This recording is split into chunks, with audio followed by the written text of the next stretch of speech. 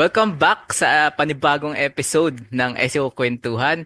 Ako si Coach Gab at ngayon meron tayong special story no na Mm, galing siya sa mga listener natin dito sa SEO yan. Kwentuhan. Special tong episode natin ngayon kasi ngayon lang natin to gagawin, Coach Mm. Jello. Kasama ko si Coach Jello at ito yung title. Ano yung title na ating storya? So, eto, kwentong SEO freelancer. Story number one natin, When Promises Turn to Pitfalls. A Freelancer's Eye-Opening Journey. So, isa Okay? to. So, 001 to. Ito yung pinakaunang Uh, episode sa series na gagawin natin. So, mostly SEO stories naman yung isi-share natin. And yun nga, sabi ni Sir Gab, we're lucky enough to have story from one of our listeners. Listeners. So, yan, kung meron kayong mga SEO kwento, pwede nyong isend sa Ayan. amin. So, Para anonymous. ma-feature din kayo dito. Oo. Yan, okay, Pag-usapan okay. natin yung kwento nyo, tapos baka matutunan din siya ng mga nakikinig sa atin. So, Sir Gab, paano ba natin uumpisa? Kinikilig ako eh. Paano ba natin uumpisahan to? Kasi medyo mahaba yung naibigay Oo. na story sa atin eh. So, we will be reading a story. Medyo summarized na siya. Ah, And makikita niyo yung full scope nung sinend sa amin sa website namin. And also, sa post na rin dun sa SEO Kwentuhan Facebook page. So, yan. you will hear a story that is summarized na. Pero ito yung pinaka-juicy part nung kwento natin. So, are Okay. you ready? Okay. Let's go. Sir Sir Gab, babasahin ko na tong Ay, email pakibasa. natin for this day. Jello, basa. So, yan sabi niya, Hi coach. So, I saw your Discord post and wanted to share my recent freelancing experience. Baka may mapulot na learnings ang mga kapwa freelancers. So, I was a TL in a freelancer community with 28,000 members. Eventually, a co-TL whom I'll call SEO expert girl inspired me to learn SEO. She later asked me to help build her agency and digital product courses. I left our community to join her, where she promised me 25,000 monthly salary, revenue share, and SEO training. Initially, everything seemed fine, but as months passed, the setup turned toxic. We worked Monday to Sunday without pay, despite her earning 200,000 in sales within weeks. She micromanaged, demand long hours, and called unnecessary meetings, sometimes lasting 4 to 6 hours. Mhm. She only gave us a one-time 8,000 payout. So medyo detailed yung mga sinasabi niya Mm. dito, no, Coach Cap. Mas detailed to dun sa sa full story. So, Oo. yun. Basahin ngayon dun. Anyway, saying salaries, ito yun, sinasabi niya na yung salaries daw as per dun Mm. sa co-TL niya will depend on meeting 500,000 quota, which was, Medyo malaki-laki yan. yun nga, medyo malaki-laki and at the same time, unclear Mhm. nung from the start daw, sabi niya. Okay. Tapos, worse, she treated the team poorly. So, may team na sila, no? Mhm. One instance, before a live session, she scolded us for minor things despite us showing up sick or traveling to support her. Mhm. So, yung iba sigurong team members is sick and also traveling from somewhere just to support her in her live sessions. So that day, I resigned. After leaving, she spread negativity about me, blamed me for her business struggles, and broke all her promises, including SEO training and partnership offers. It was a tough experience, but I've moved on. Lucky for you. As my original coach told me, I let go of anything holding me back. I know karma will handle the rest. So, yun yung pinakakwento niya. Ganda Yun. nung kwento, no? Eh, dito medyo mainit na yung mga sinasabi. What more dun sa full scope ng storya, no? Ako, gusto kong basahin nila yan kasi alam ko na matututo sila kahit Mm. papaano. Kasi Mm. parang ayaw mo din mapunta sa ganyang situation, syempre, no, sa Oo. career mo. Kahit di lang sa career, kahit sa pag-ibig, pag pinangakakuwang ka, tapos iiwan ka rin, no? Tapos, di ba? Well, ano ba yung mga lessons na pwede nating matutunan dito? Tutunan. So, as part of episodes that we are having, I'll ask the question, sir. Okay. And you can answer, okay? Sige, okay. Sige, go, sir. Sa tingin mo, sir, kailan mo dapat kilalanin ng mas maigi ang potential business partner bago mag-commit? So, dito sa storya na to, potential business partnership yung in-offer nung ni ate SEO SEO expert girl. expert girl. So, Ayun. yun yung ginawa niya. So, ano yung sagot mo dun, sir? So parang sa umpisa parang yun yung naging ano niya, call to action sa kanila kung Yan, bakit CTA. o kung bakit sila nagsumali doon sa Mm-mm. gusto niya maging business. Mm-mm. But syempre, kahit anong business naman, dapat talaga, bago ka mag-commit dyan sa partnership na yan, kilalanin mo muna ng mas maigi kung sino yung potential business partner mo. Sa akin, hindi naman siya mahirap kasi yung business partner ko naman is yung wife ko. So, hindi naman ako, tiwala naman ako na hindi kami magkakaproblema. Ang mahirap kasi dyan yung pagka ibang tao, yung ano mo, yung like, kunyari, kakakilala mo pa lang, ganun. Mm-mm. Mm-mm. So, dapat talaga kilalanin muna nila. Alamin kung ano yung background nun or ano, siguro mag-meeting kayo ng series ng meeting, hindi lang isa, Mm-mm. hindi lang dalawa. Wag basta-basta kumbaga basta-basta magpapadala sa mga kung ano lang yung returns or kung ano yung Mm-mm. makukuha mo. Ano yung process? Ano yung pagdadaanan nyo bago kayo Mm-mm. makapunta dun sa point na yon? So, Mm-mm. dapat dun pa lang sa umpisa, clear kung ano yung mga gagawin nyo at kung ano yung Mm-mm. responsibility ng bawat isa. Kasi, Mm-mm. sa totoo lang ako, wala pa rin naman ako yung major partnership na, ano, yung parang corporation. Mm-mm. Ganon. Yung business ko nga, sole proprietorship pa lang eh. Pero, nakaka-experience ako ng mga partnership when it comes to yung mga agency na nakikipag-partner sa akin to white label my service. Usually Mm-mm. meron kaming mga niyan, ginagawang meetings, ginagawa Mm-mm. namin may mga contract kami pinipirmahan ganun para ma-make sure namin na tama yung responsibility tsaka kung ano yung mga dapat naming i-provide para maging Mm-mm. successful yung aming partnership. Mm-mm. So, ang tanong din dito is, kailan mo dapat kilalanin? So, dapat kilala mo na rin talaga. So, So, dapat di sa mo pa, umpisa pa lang. Oo. di mo pa lang yung magkakaroon kayo ng agreement, tas doon mo pa lang siya kilalanin. So, dapat, alam mo yun, sa panahon ngayon kasi ang daming, alam mo na, paano ba yung term? Manloloko? At some point, manloloko at Manggagamit. paloloko. Manggagamit? Grabe yung manggagamit. Pero user, ganyan. Maraming User. friendly user. So, maraming ganun ngayon. And akala mo close mo na yung pala, 'di ba? So, dapat kilalanin mo pa rin ng maigi. Pero at some point kasi, kahit nakilalanin mo, 'di ba, Sir Gab, wala eh. Minsan, BS talaga siya. So, yun na yung pagkatao niya and na-deceive ka. So, wala na magagawa doon. Lesson learned and move on. Yun nga yung sabi dun sa sa Sa learnings niya. oo, learnings niya. So, Self-learnings. nag self-reflect siya. Okay, move on na lang tayo, parang ganun. So, yun, Sir Gab. So, ano, sir, yung importance, yung nabanggit mo na to actually, Mm. ano yung importance sa pagkakaroon ng malinaw na kontrata o written agreement? Ito, written agreement to, hindi yung verbally lang. Kasi dun, Oo. parang tingin ko nga dito, verbally lang yung sinabi dun sa kwento, 'di ba? Oo, parang Oo. ganun. So, nabasa ko nga yung buo eh. Oo, parang verbally nga lang yung ginawa. So, ano yung importance dun, sir, nung pagkakaroon ng written agreement?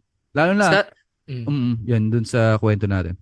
Sa kwento, bali, yun nga, I think na-miss out nila yan na gumawa ng Mm. mga contract. Kasi, Mm. dun lang, parang pinangakuan lang, tapos sumama na sila eh. So, iniwan na nila yung ibang group, tapos, yun, nag-join na sila para Nag-all in, no? build yung business. Oo, kumbaga, Mm. ano ba to? Parang ano to, parang yung mga networking. Na-invite ka na ba sa mga ganun? Madaming beses na, sir, na loko na rin ako ng mga mangilan-ngilan. Kasi alam mo yung ito kasi yung mabubulaklak na salita eh. Oo, yan, sa Di ba? umpisa. Laging Oo. ganun nangyayari eh. Tapos tropa mo pa. Tapos, Mm. ang sabi pa sa'yo is, hindi, magkakape lang tayo, ganyan, syempre, ikaw, hayok ka sa Starbucks, ganyan. Hindi, go. Tapos, yun nga, networking pala siya. Pero, ayun nga. Oo, so, pagdating kasi talaga sa kahit ano namang job or Mm. mga businesses, 'di ba tayo kahit freelancers tayo, minsan may Mm. mga tinasign tayo mga NDA ganun para Mm. maprotektahan natin yung privacy ng ating Mm. businesses. Tapos meron pa rin tayo ng mga service contract kapag nagbibigay tayo ng yung kunyari agency na tayo, nagbibigay tayo na yan sa client kasi doon nilalagay kung ano yung mga scope, ano yung Mm. mga paano mata-terminate itong contract, ganun, kapag hindi kayo nakapag-deliver ng result na kailangan or yung pinag-usapan nyo, di ba? Lalo na dun sa yung mga productized service, like yung pag-create ng mga website, yan. Ano ba Ay, dapat oo. yung mga, kailan ba dapat Deliverables. yung deliverables, Mm. kailan ba dapat i-deliver, tapos yung, Mm. ano yung mga login credentials, di ba? Madalas, Yan. Mm. Madalas kasi, doon nagkakaproblema sa dulo kapag wala Mm. kayong contract, no? Yan. Kunyari, ite-turn over na sa'yo lahat ng ano ng project, tas hindi nila Mm. ginawa. So, dun may basis kasi. Nakapirma sila dun. Pwede mong Mm. idaan sa legal basis kapag meron kang contract na ang tinatawag nilang ano yan? White and black, white and Oo. Black and white. black and Baliktad. white. Black and Oo. white. Kailangan may black and white yan. Tsaka ano, ang nakalagay kasi dito is partnership. So, ang sinabi lang is partnership. Wala yung percentage na mapupunta sa'yo if Ayun. ever ayun, wala rin, di rin siya nakalagay Parang dito eh. sinabi lang 25K something monthly tapos ano daw, Oo. may commission sa ganun. Sa may digital products din kasi itong Mm. kanyang sinamahan na SEO expert eh. Yan, yan. Tingin mo, sir, mas maganda siguro, ano, tawag dito. Hindi ko alam kung mas maganda pang basahin ng buo to, pero yung juice kasi is nandito sa, ano, sa buong, ano, Oo. buong storya. Kaya lang, sobrang haba niya, as in, mas maganda siyang basahin na lang sa website namin or dun sa, ipopost namin sa Facebook page. But, ayun nga, importante yun na magkaroon tayo ng malinaw na contract na black and white as per Sir Gab. So, yun. May paraan ba, sir, para i-handle yung ano, unrealistic expectations mula sa isang team leader or boss? Ito in general to Siguro lalabas na tayo sa scope nung ano. Pero baka may magbigay kang payo para doon. Dito sa base na sa experience ko, madalas kasi yung scope talaga pinag-uusapan namin to sa umpisa pa lang, yung sa initial meeting, kung ano ba dapat yung mga dapat mo i-provide, ano ba dapat yung mga tawag dito, mga kasi sa SEO, madalas ang service na binibigay ko is technical SEO. So pag ganun, alam na nila kung ano yung mga task na gagawin namin, ilang hours namin gagawin yon, tsaka kung anong Mm-mm. month namin siya gagawin. So sa umpisa pa lang dapat nagsiset na ng expectation. Yung mga unrealistic expectation na filter na kaagad 'yon kapag meron kayong scope of work. So Mm-mm. gawin niyo na 'yon kapag nakikipag-usap kayo sa potential client or sa boss nyo or sa team lead nyo. Dapat sineset nyo agad yung boundaries sa umpisa pa lang.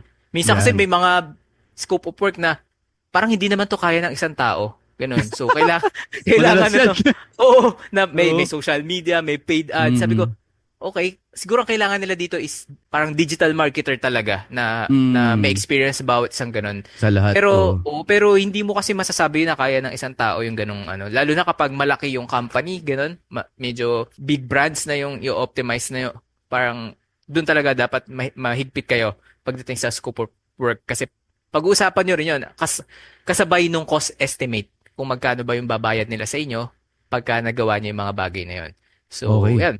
Doon sa umpisang meeting, kailangan i-handle na agad yan. Mm. So ito, para bigyan kayo ng idea kung bakit ito yung question natin, magbabasa tayo ng konting excerpt dun sa tawag dito, buong email na sinend sa atin para ma-entice kayo, basahin tong buo. Okay, mainit to, mainit. So ito, may isang excerpt lang kasi ito, maganda tong section na to, bagay na bagay dun sa tanong. So ito yung sinabi niya. So at first, okay pa siya. So meaning yung si ate girl. Pero naging hindi na healthy kasi naging micromanage na siya to think na wala namang sahod yung buong team. Mhm. Okay? Nagwo-work kami daily from Monday to Sunday. Ako almost 10 to 12 hours na ako just to help her and the students to assist. Pero she demands more.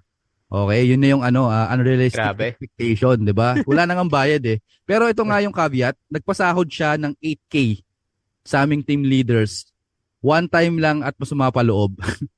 Sabi niya, di pa daw dapat siya magpapasahod.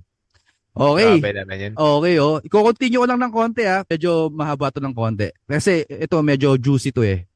To think na may sale naman siya. Okay, may sale May sale na 200,000 daw in peso in a span of 3 weeks na tinutulungan siya nung sender natin with students and clients. Okay. Kahit man lang pang pakonsuelo, bakit ayaw niya magpasahod? Well, di ko yun ininda noon pero dumami na yung demands. Nakakalunod na yung task and patawag siya ng patawag ng meetings. Sunday niya pa tinataon and 4 to 6 hours gusto niya lang puro brainstorming. So imagine 4 to 6 hours yung meeting, coach. Tagal. parang webinar ata to, ang conference. Ang haba ng meeting niyo sa totoo lang Oo. sender. Medyo mahaba yan. Doon Kung pa lang nga sa brainstorming. 1 hour meeting na uumay na ako. Paano pa kaya yung 4 to 6 hours? Every Sunday non-negotiable yan. Family day, kailangan Family ng day oras yan So, ito, tutuloy ko lang ng konti, patapos na ako dun sa babasahin kong excerpt. nakakasama ng loob, parang namamalimos pa kami. Pero still, okay lang kasi iniintindi na lang. So ito, gusto ko siyang to emphasize yung iniintindi na lang. So ibig sabihin pinagbibigyan mo. Parang pinifeed mo yung ginagawa niya eh. 'Di ba? Yun. Anong opinion mo dun, Sir Gab? Na alam mo nang mali yung ginagawa sa pero pinifeed mo pa, Diba? 'di ba? I think yung desire kasi nitong sender na parang Mm. matuto, Mm. makuha Oo, kung ano oo. yung process na ginagawa. Well, nung Mm. nag-i-start ako, ano parang ganun din. Like, sige, mag-work ako ng weekends, ganyan, kahit mababa lang yung sweldo, basta matutunan ko lang tong process na to. Dati Mm. okay yon Mm. nung Mm. nag-i-start. Oo, okay Mm. naman yon. Ito kasing si sender natin, gusto niya rin din kasing matuto ng SEO. Kaya siya Oo. naging ganun. So, I think Oo. May yun promise lang kasi, no? oh, yun lang Mm. yung path na nakita niya Mm. or alam niya nung time na yun. Siguro baka hindi pa tayo, baga hindi pa niya naririnig yung SEO kwentuhan that time. Oo. Kaya ganun. So wala pang nag-guide sa kanya. Yan. So, basahin yung whole scope. Nako, ang ganda nitong sinend sa atin ni Sender. Thank you so much sa'yo kung nakikinig ka man. Yan. Anyway, may tips ka ba, sir, kung paano mag-set ng boundaries? Ito yung maganda eh. Mag-set ka ng boundaries Ayan. kapag ang leader or yung manager mo ay demanding at ito yung pinaka-ayoko, micromanaging. Mhm. Okay, sige. Ako sa totoo lang, manage din ako ng team sa mga Mm-mm. agencies. And Mm-mm. isa sa mga ayokong skill talaga na yung pagma-micromanage. I think mas gusto ko nahihayaan ko sila kung paano nila gagawin yung isang bagay. As long Mm. as naka-align pa rin dun sa goals saka dun sa SOP na ginawa mo. Ngayon, kung ikaw naman yung employee or ikaw yung SEO na micromanage or demanding yung boss mo or yung team lead mo, siguro sabihan mo kaagad siya na eto lang po ako available this time. Kasi ganun din yung ginagawa ko pag nakikipag-meeting ako sa mga client ko, sinasabi ko sa kanila na from 1 p.m. to 10 p.m. lang ako available. Yung morning hindi ko pwedeng tanggalin yan kasi that's the time na nag-aalaga ako ng mga anak ko. So, 'di ba, mas importante yung Mm. ganung bagay kaysa yung sa work. Kumbaga binibigay ko sa kanila na may availability naman ako pero dapat sumunod lang sila dun sa time na binigay ko sa kanila.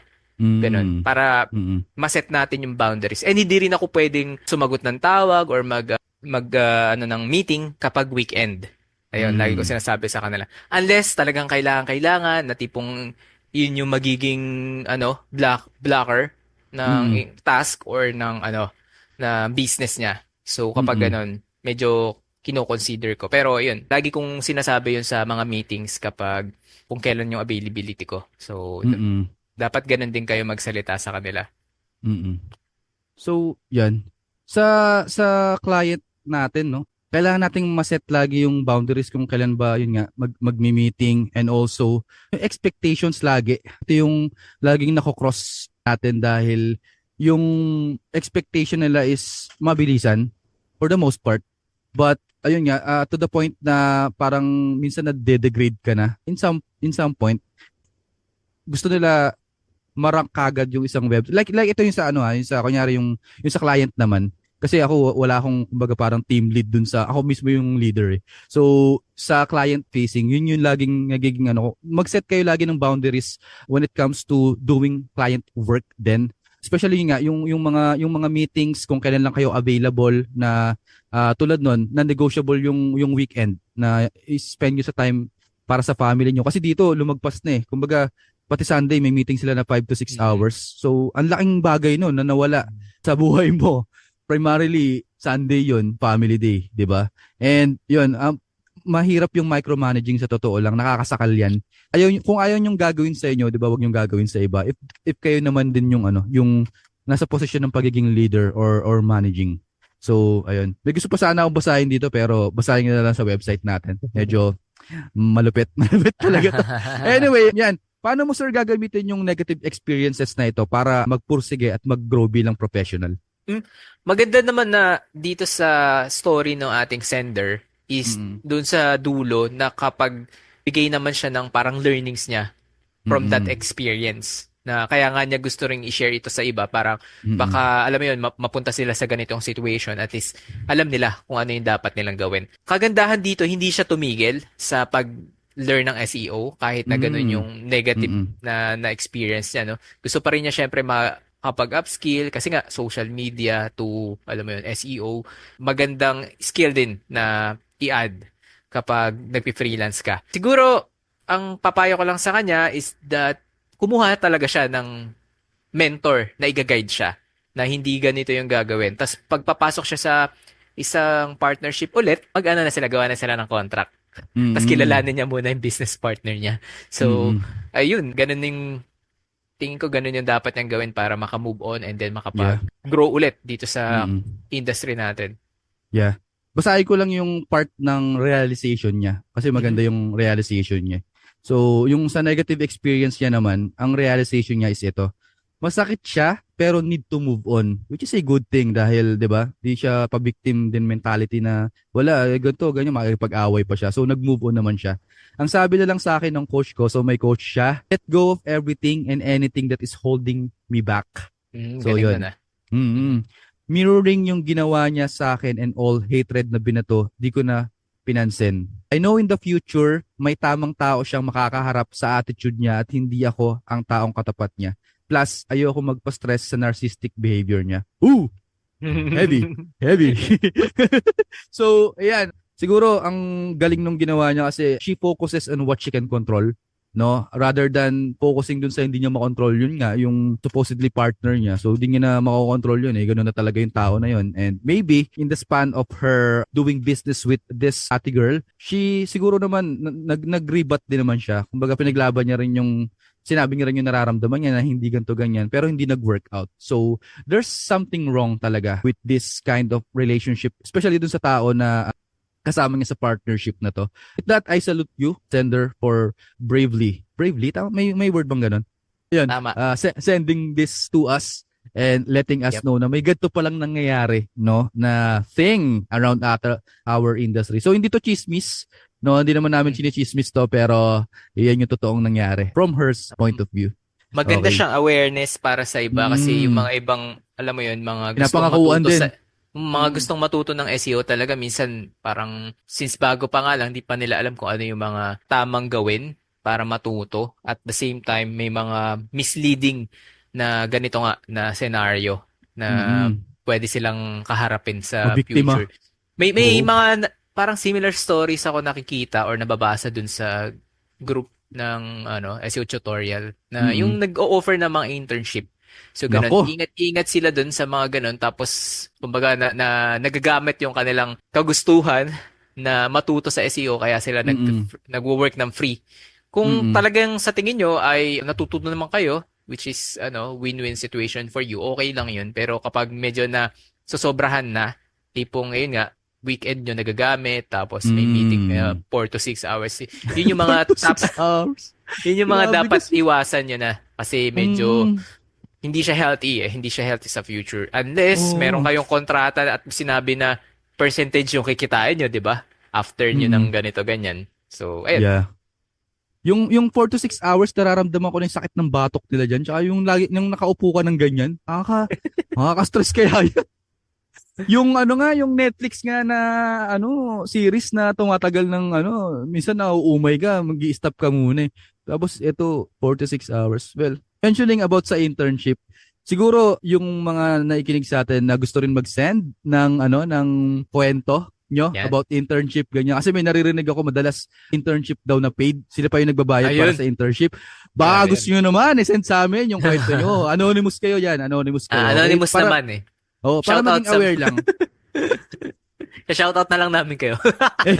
Joke lang. Anonymous pero shout out. Anyway, yun. Anonymous kayo dito. And para lang din maging aware yung ibang SEOs na nagsisimula pa lang na kapag yun nga mag-i-intern kayo, dapat technically kayo yung binabayaran kasi kayo yung nagbibigay ng service eh. Pero yun nga. Hindi ko alam yung logic baka may logic din naman doon sa pagbabayad ng internship. Like hindi ko alam. Para tools? Sa mga or nurse, anything? parang ganun eh. Sa mga Oh, sa nursing. nurse. Mm. Pag parang yung ospital yung babayaran para lang makakuha ka ng OJT. Ewan, Wow. hindi Applicable ba naman yun sa ganun. atin? Hindi naman. Sa mga nurse lang. Oo, sa mga Kasi di ba nurse. sobrang dami nila tapos konti lang naman yung Mm. hospitals. Sige, sige. Pero pwede rin ako mag-research about this kung talaga bang, alam mo yan, okay ba yung ganun, no? Anyway, nawawala tayo sa topic natin. Pero yun nga, we encourage everyone everyone no? We encourage yung listeners natin to send their SEO story na pwede nating basahin dito. You can do full scope nung lahat nung nangyari, okay? And pwede nating i-summarize na lang pag medyo mahaba, katulad Oo, nito. tama. Inihimay-himay natin kung saan tayo pwede magbigay ng life lessons and golden nuggets. So, yun sir. Would you like to invite them on your course? Yung nakasale, Alright. di ba? Mm-mm. Nakasale yung ano ko ngayon, Technical SEO and SEO Sprint. Mm-mm. Tapos, hanggang December 31. Tapos, syempre, yung ating SEO Kwentuhan merch, of course. 12 Yun. sale hanggang December 31 din yan for only 599 499. Ayun, free Yan. shipping na Mm. yan. Makakabili sila ng mga iba't ibang ano natin, designs na, yung mga Mm. makukulit nating designs. Okay. Tapos, Yan. syempre Dumadami. pwede nilang pwede Oh. nilang gamitin 'yan sa mga Mm. conferences, sa mga Mm. meetings nila, 'di ba? Yung ano pala, saan pala mapupunta yung proceeds? Kasi may nakita ako Oh dun. yeah, meron tayong foundation na tutulungan kasi Yan. meron silang gagawing charity event ngayon. So, Mm. ngayong December or January, ayun, Mm. 50% ng ating kikitain ay mapupunta Yan. doon sa charity. So, yun, technical course and also yung sprint and also yung merch namin, guys. Yan. Support us, no? Para mas marami pa tayong kwentong mapagkwentuhan. Kwentong mapagkwentuhan. Anyway, yun lang for this session. And see you on the next story. Bye, guys. Ay